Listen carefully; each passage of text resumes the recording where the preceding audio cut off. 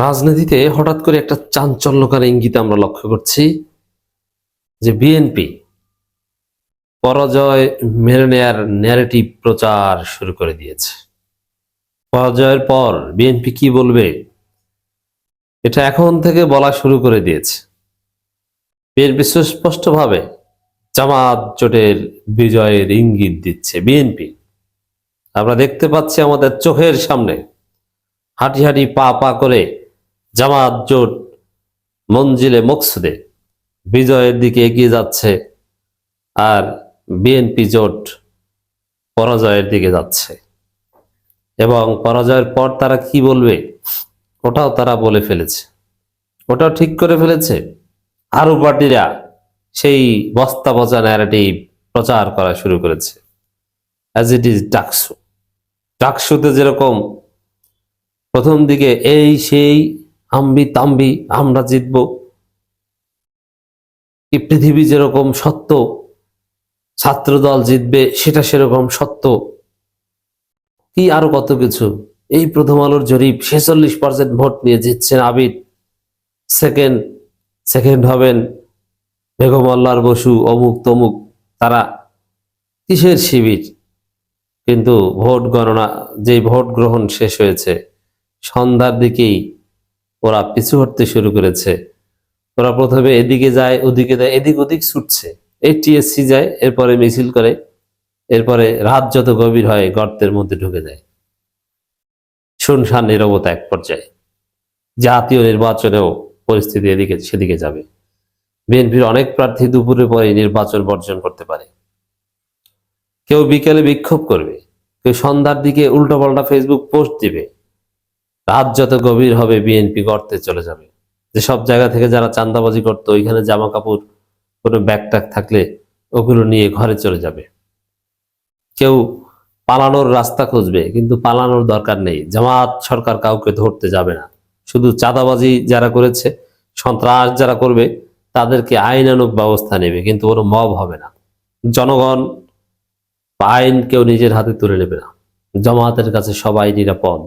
আওয়ামী লীগ যেরকম নিরাপদ ছিল অভ্যুত্থানের পর, যে আওয়ামী লীগের অপরাধীদেরও জামাত শিবির কারো গায়ে হাত দেয় নাই, কার ধন সম্পদ টাচ করে নাই, বরং রক্ষা করেছে। এরকম সবাইকে রক্ষা করবে, ভয়ের কিছু নেই। কিন্তু ওরা ঠিক করে ফেলেছে যে কি বলবে, কি করবে।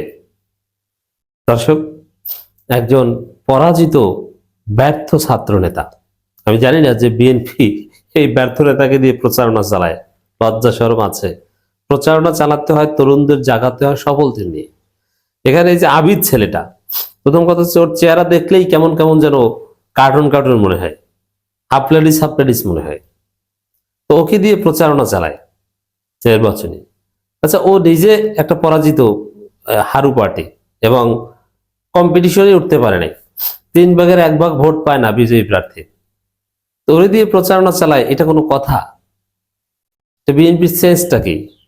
ও তরুণদের কিভাবে জাগিয়ে তুলবে? ওরা দেখলেই তো মনে হয় যে পরাজিত হারু পার্টি লাগে। ও স্টেজে উঠলেই হাসি পায়। তো ওকে দিয়ে নির্বাচনী প্রচারণা চালায়। আপনি চিন্তা করেন এই হারু পার্টির এই গান্ডুদের বুদ্ধিটা কোন জায়গায়। এই আবিদকে নির্বাচনী প্রচারণা ভাড়া নাই বিভিন্ন জায়গায়। ওর যে বক্তব্য দেয়, ও তো বক্তৃতা দিতে পারে না। ওই ছেলে কিন্তু বক্তৃতা দিতে পারে না।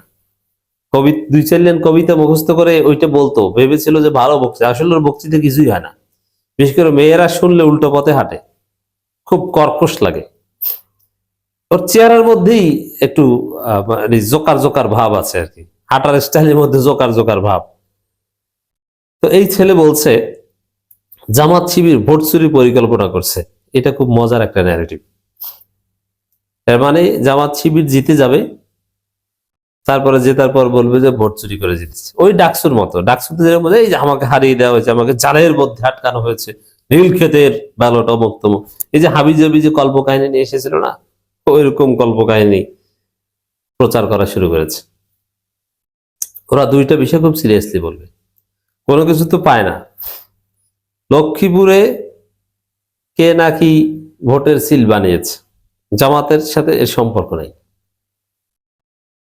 এটা রহস্য আশা করি ইউনূস সরকার উদ্ঘাটন করবে।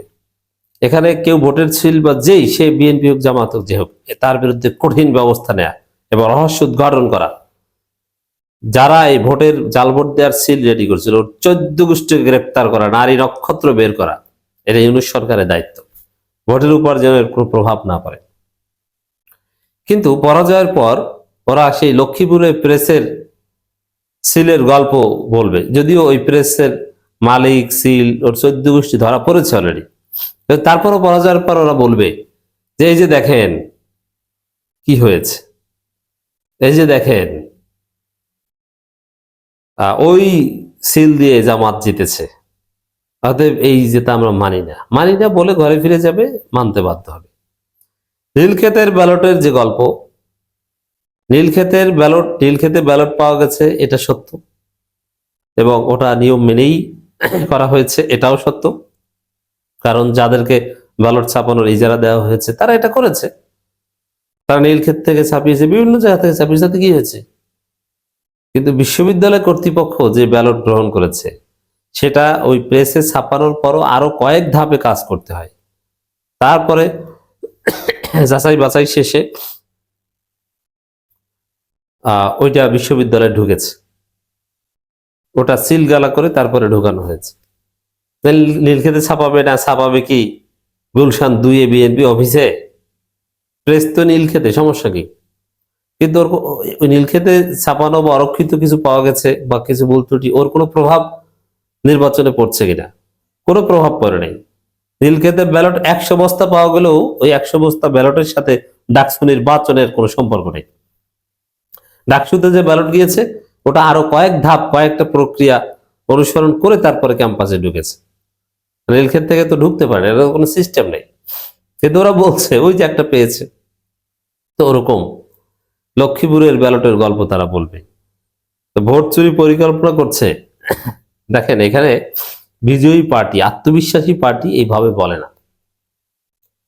সরাসরি পার্টির প্রধান বলছেন, তারেক রহমান বলছেন, সরাসরি তারেক দিয়ে বলছেন যে ওরা ভুয়া ব্যালট পেপার ছাপাচ্ছে, অমুক তমুক।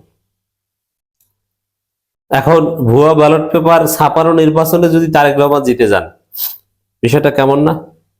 এই জন্য জেতার আত্মবিশ্বাস থাকলে এই কথা তারা বলতেন না। তারেক রহমান সহ এই বিএনপির পরাজিত হারু পার্টি ব্যর্থ নেতাদের কণ্ঠে পরাজয়ের ন্যারেটিভ প্রচার শুরু হয়েছে। তারা পরাজয়ের ন্যারেটিভ প্রচার করছে যে ভোট চুরি করেছে জামাত, সুষ্ঠু হয়নি নির্বাচন। অতএব দর্শক, অযথা ধানের শীষে ভোট দিয়ে আপনার ভোট নষ্ট করেন না। ধানের শীষে ভোট দিয়েন না, আপনার ভোট পৌঁছবে। বিজয়ীদের সাথে থাকুন, ইতিহাসের সাক্ষী হন। একটা নতুন বাংলাদেশে নতুন শক্তিকে ক্ষমতায় আনুন, তাদেরকে একবার সুযোগ দিন। ওরা পরাজিত হবে এটা ওরা নিজেরাও জানে, অতএব শেষ মুহূর্তে এসে ওদের পক্ষ ত্যাগ করুন।